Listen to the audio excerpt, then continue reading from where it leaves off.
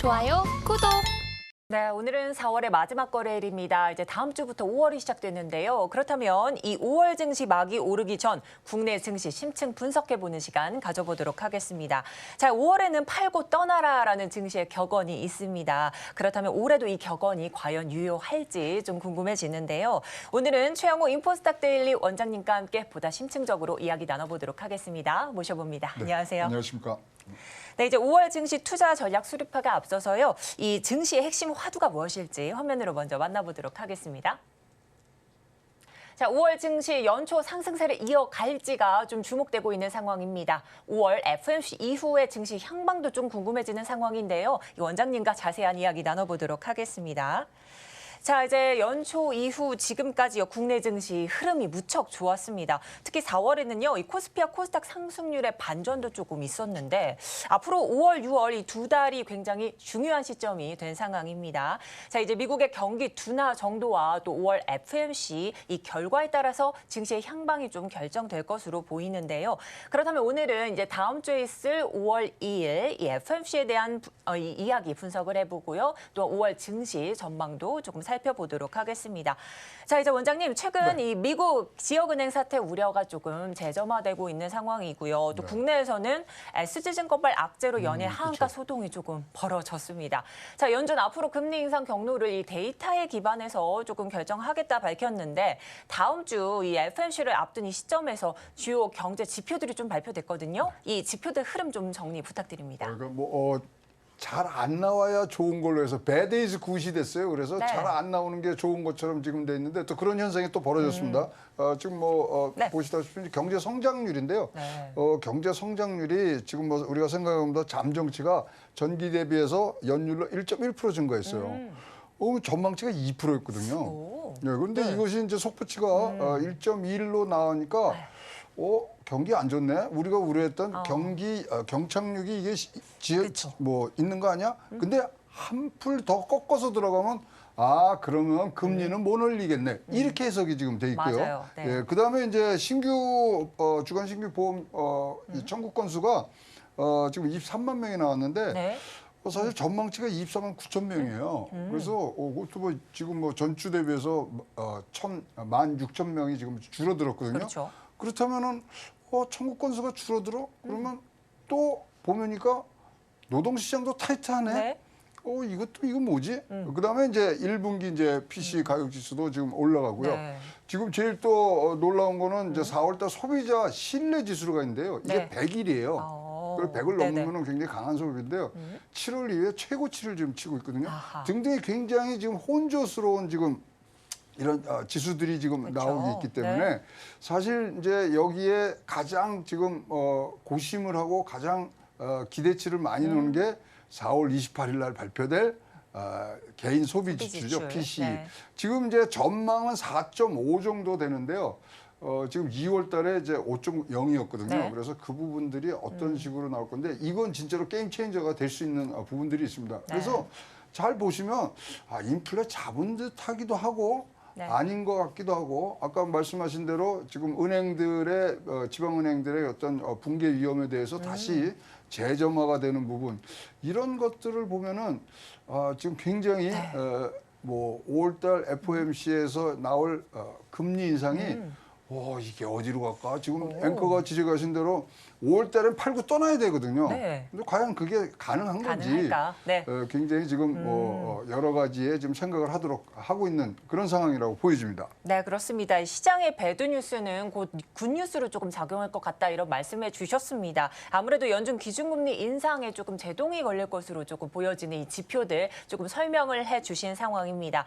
자, 한편 뉴욕 증시에서는요, 이 마이크로소프트의 서프라이즈한 호실적을 좀 메타가 이어받으면서 빅테크 기업들이 다시 진격에 나섰는데 이 영향으로 다우지수도 500포인트 이상 올랐고요. 나스닥도 2% 넘게 상승을 했습니다.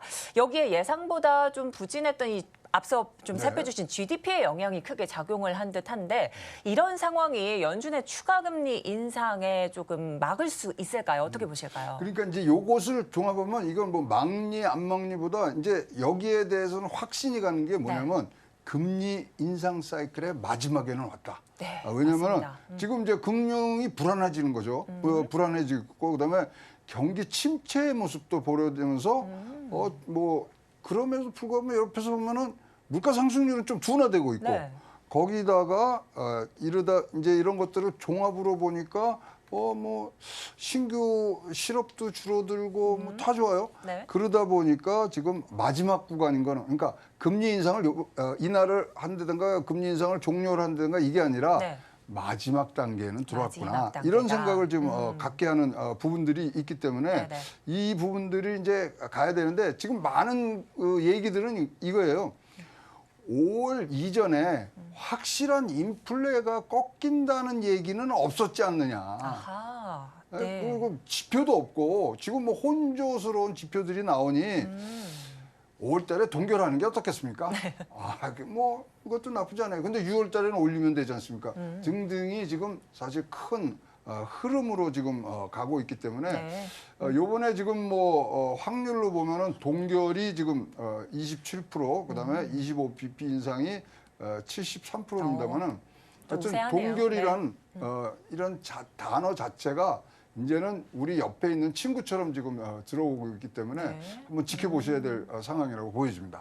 네, 하지만 이제 베이비 스텝 이쪽 의견이 조금은 좀 우세한 상황인 듯 지금 보이는 상황이고 이 금리 인상 사이클은 마지막 단계에 조금 들어와 있는 가능성이 크다 이렇게 조금 살펴주셨습니다.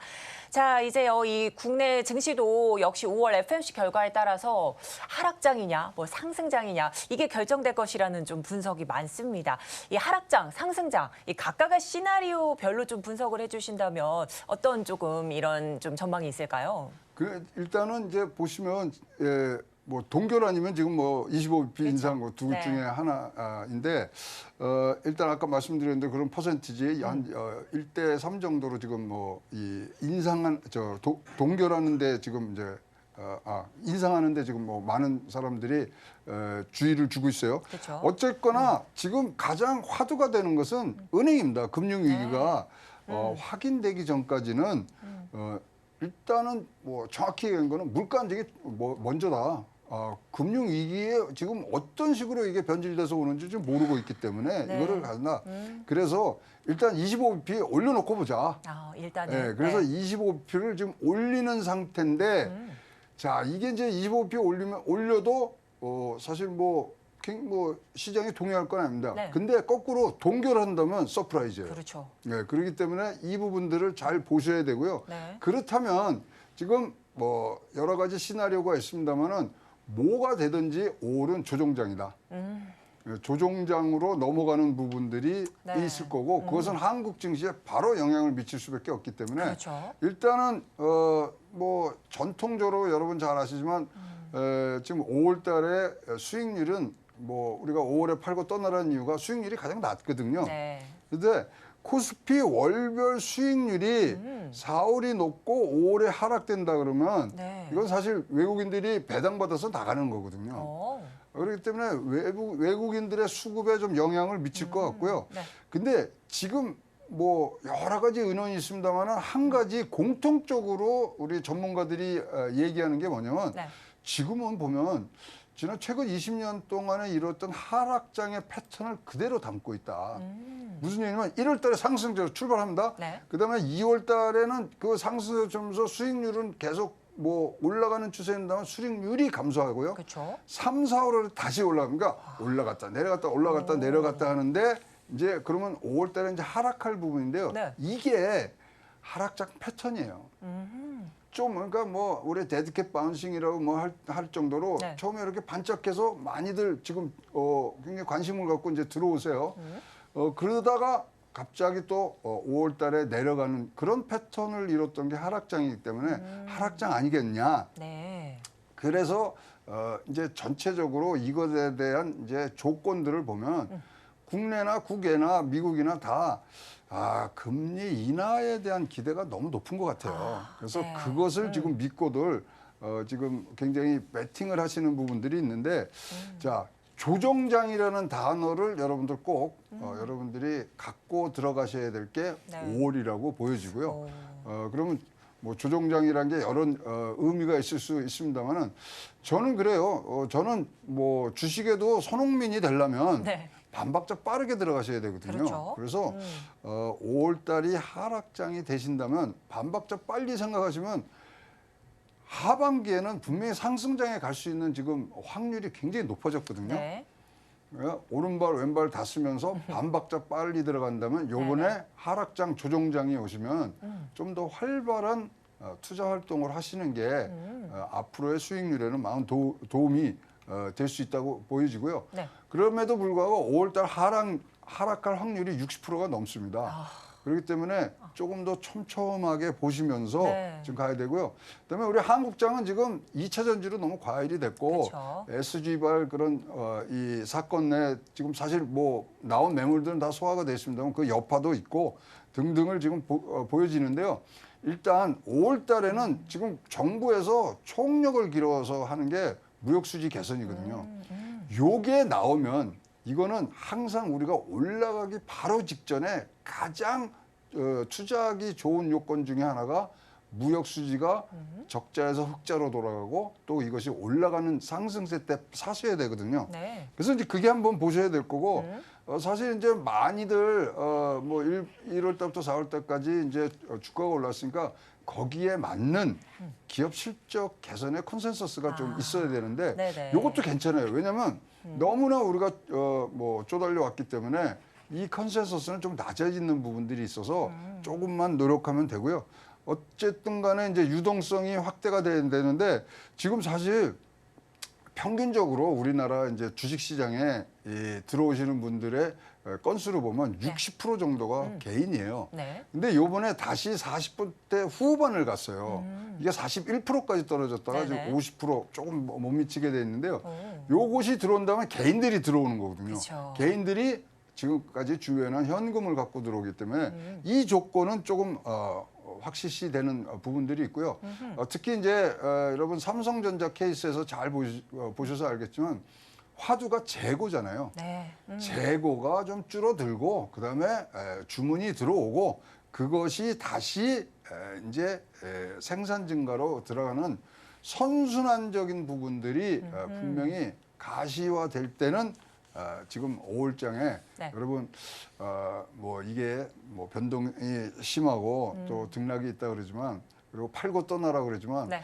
5월달 매수의 기회가 더 있지 않겠느냐 이렇게 조심스러운 뭐 예측을 해보겠습니다. 혹시 저가 매수 전략을 조금 그렇습니다. 꼽아주시는 건가요? 네.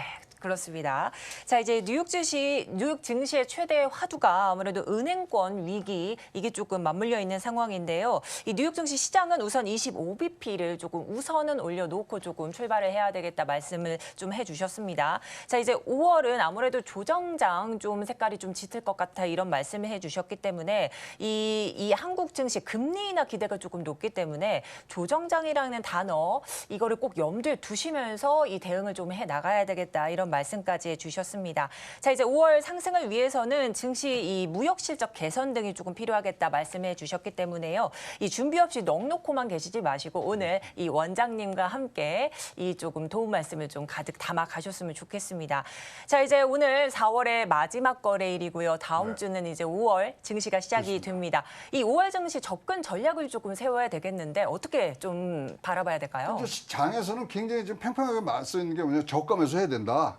그다음에 현금 확보를 해서 좀 기다려야 된다. 이게 굉장히 지금 뭐 맞단계 있습니다. 팽팽하죠. 근데 네네. 아까도 말씀드리지만 지금 이제 조정 시에는 매수 기회로 보셔야 될 게 좋고요.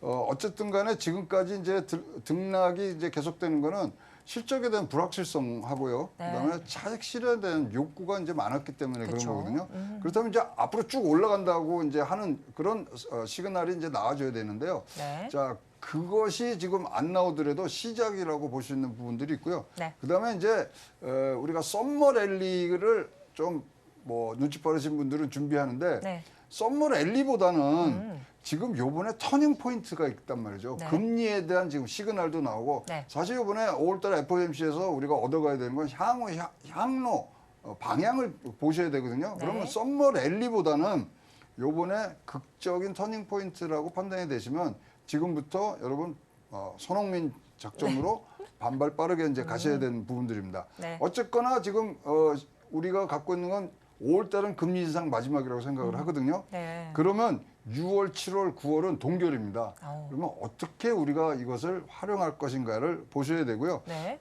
개별 종목이 편차가 굉장히 큰 종목 장세가 될 수 있습니다. 뭐 이렇게 얘기했지만 여러분 몇 번이나 우리가 갔던 순환매 장세도 다시 나올 수 있기 때문에 그런 것들을 보셔야 되고요.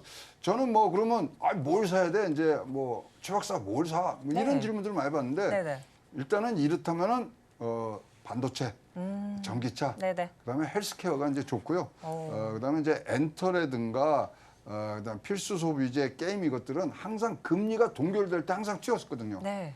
그래서 이런 부분들을 좀 염두에 두시고 가시면은 좋을 것 같습니다. 네.